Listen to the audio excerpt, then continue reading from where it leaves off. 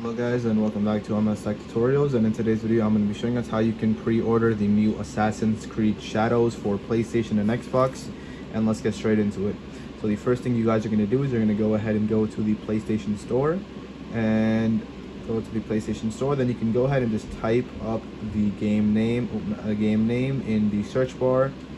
So just go ahead and type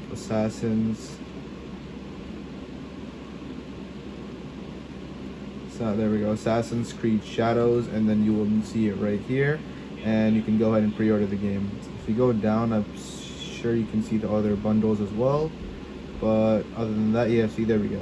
I think with the Ultimate Edition, yeah, you have 3 days early access with pre-order, and this is basically with the regular one, it's not pre-order. I don't think this is pre-order. I think you're just buying the regular game, but these two are included in the pre-order.